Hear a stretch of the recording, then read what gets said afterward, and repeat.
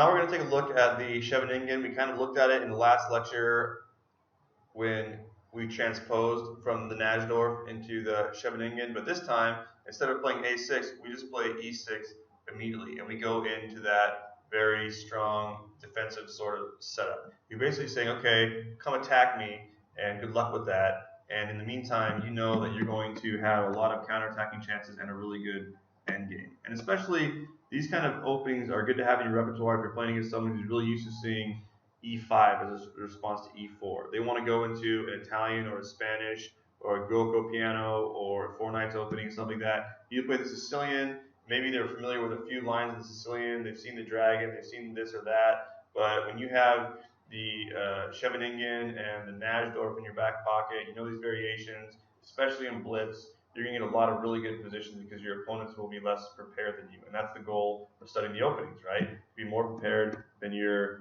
opponent. So, as I said, instead of playing A6, we play E6.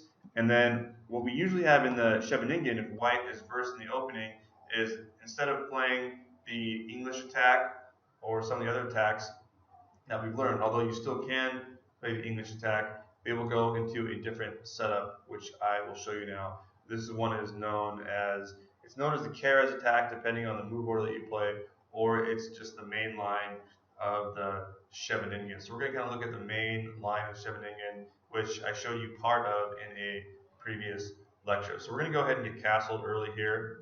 And usually, instead of playing queen to d2 immediately, depending on the move order, white can play bishop to e2, say we castle, and then play an early f4.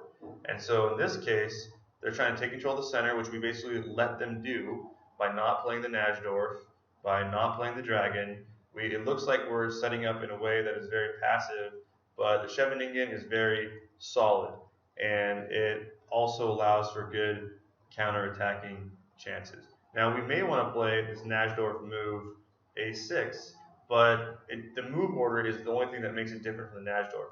We played basically, if we play a6, now we're playing a Scheveningen with a Najdorf move, whereas before we played the Najdorf move and then we transpose it into Scheveningen. The real move that makes it a Najdorf after you play a6 is the e5 pawn push. So the two openings are really similar. It's kind of it's a move order thing, but the results after some of those transpositions will be very different positions depending on what white plays.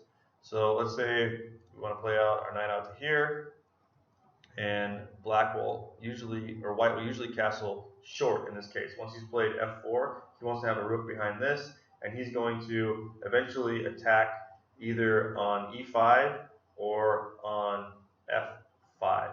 And so what we do here in this case, there's a couple different ways that we can do it. We usually want our queen to be on c7 so that we are defending this central pawn push. Then if they play d5, we have our pawn, our knight, and our queen defending it. So we have three pieces defending it. So it's very solid. We can just take it. So it makes it so they can't do that so easily, and they have to wait before they make their pawn push. And while they're waiting, they'll have to rearrange their pieces and bring them over to the king side, while we also have time to rearrange our pieces. So you can either play queen to c7 right now, in which case a lot of amateur players will go like this with their knight and attack the queen, but you can actually just put it on b8, which kind of looks like the Chinese dragon a little bit, and then just make his knight move in the next move. So let's say, for example, he wants to move his queen over, we can just make his knight move back, and then we can just gain tempo here. So actually, if he does that, it ends up helping us because we'll knock him back, and then we have, again, as we've seen in many scenarios, we have this pawn to b4 move that we can make his knight move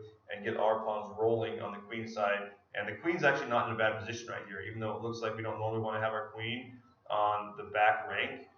It's helping to support pawn push. It's also continuing to defend this important e5 square here. Although in this case, we actually would drop a knight, I just noticed. So we have to be careful about that. We just wouldn't move that b5 pawn yet. So once he went back, we would either trade off this knight right here, or we would defend it first with the bishop, for example. And let's say he wants to move his queen over. Now we do have this move.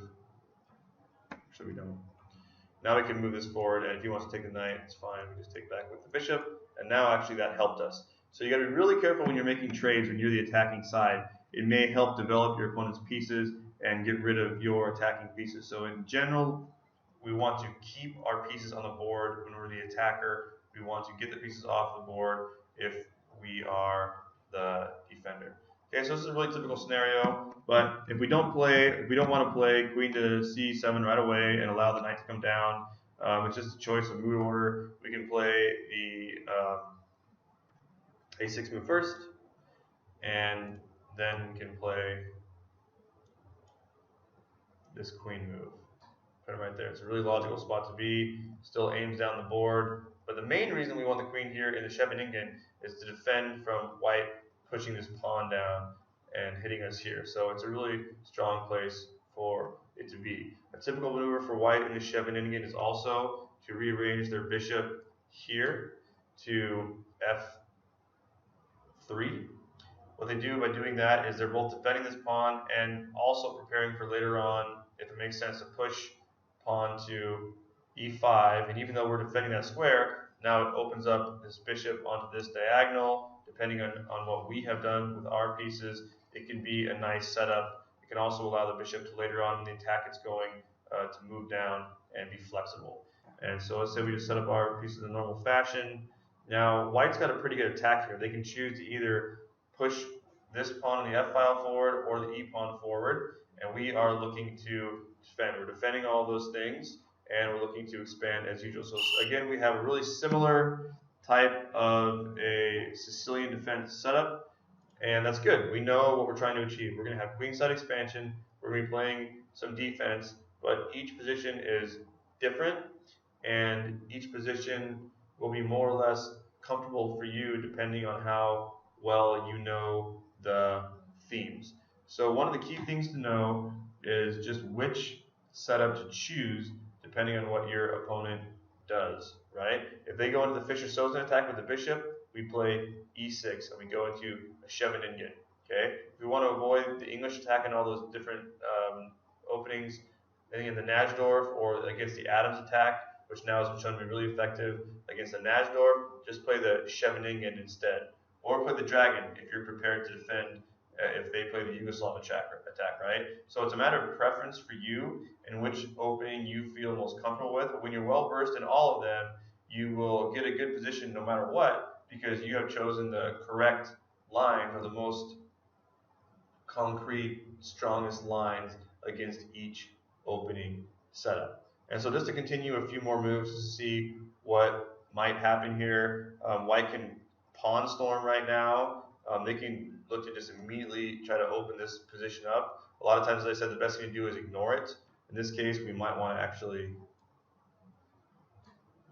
take and just trade pieces off if you were to do that. And notice that this piece trade is beneficial for black. Now we have a lot of things opening up, and their attack is gone. So again, you want to be patient when you're the attacking side.